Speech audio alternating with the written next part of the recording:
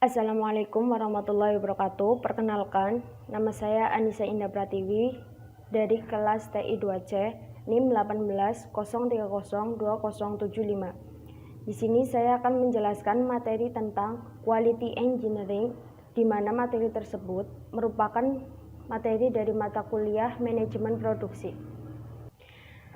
Adapun pengenalan dari Quality Engineering ini yaitu terbentuknya perdagangan globalisasi. Perdagangan saat ini menandakan hambatan arus perdagangan antar negara juga semakin berkurang bahkan hilang.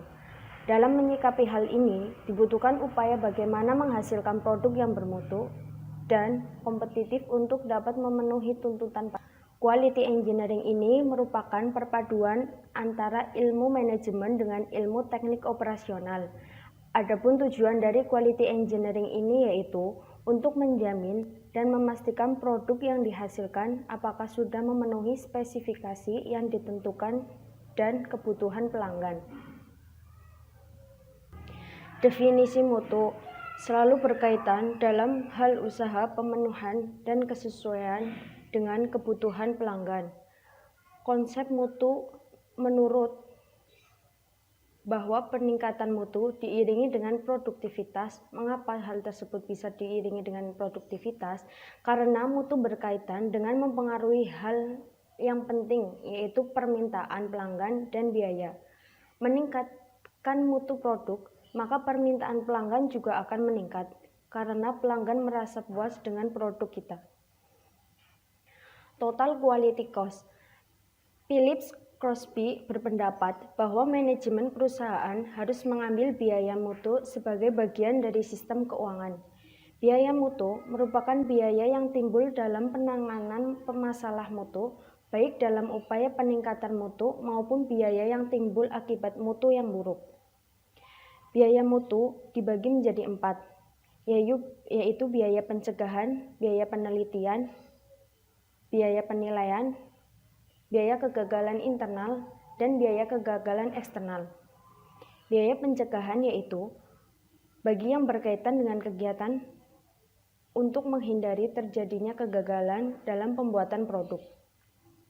Biaya penilaian yaitu biaya untuk menentukan mutu produk dalam bentuk kegiatan inspeksi produk, pengujian produk, dan kalibrasi. Adapun Quality Function Development yaitu QFD diperkenalkan oleh tokoh mutu dari Jepang yang bernama Yoji Aqua pada tahun 1965. QFD merupakan metode struktur untuk menerjemahkan keinginan dan kebutuhan pelanggan menjadi spesifikasi teknis sebagai dasar perancangan dan pengembangan produk baru. QFD terdiri dari 4 tahap, yaitu menerjemahkan keinginan pelanggan dan melakukan analisa kompetitor.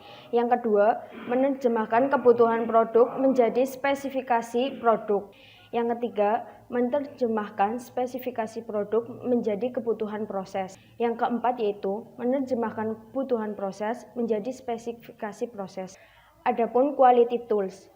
Quality tools yaitu proses pengendalian mutu dapat dilakukan melalui PDCA (Plan Do Check Action) yang diperkenalkan oleh Edward Deming. Statistical Process Control. Statistik pengendalian proses menggunakan diagram kendali. Tujuan penggunaan diagram kendali yaitu memberikan visualisasi apakah proses dalam keadaan terkendali atau tidak, serta untuk memantau proses secara berkelanjut agar proses tetap dalam keadaan terkendali. Statistical Process Control dapat digunakan untuk proses manufaktur dan proses penyediaan jasa. Diagram kendali digunakan untuk data variabel dan data atribut.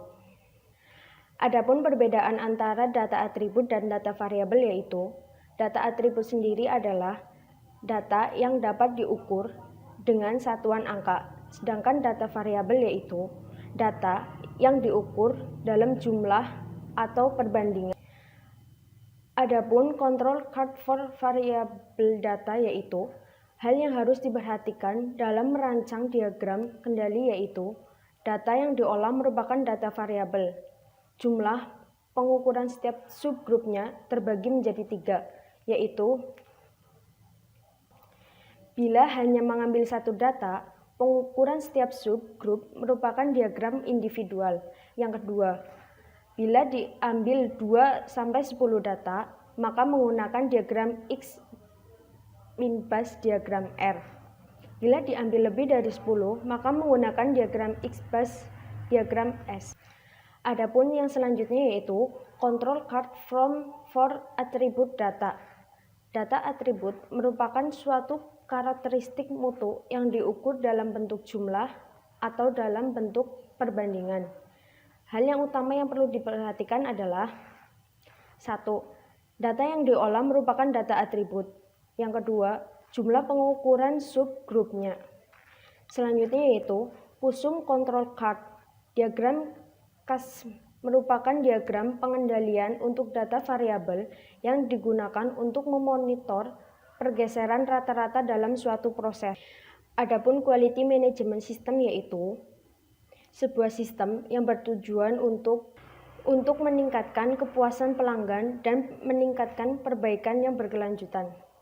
Penerapan sistem manajemen mutu merupakan suatu keputusan strategis bagi suatu organisasi yang dapat membantu meningkatkan kinerja secara keseluruhan.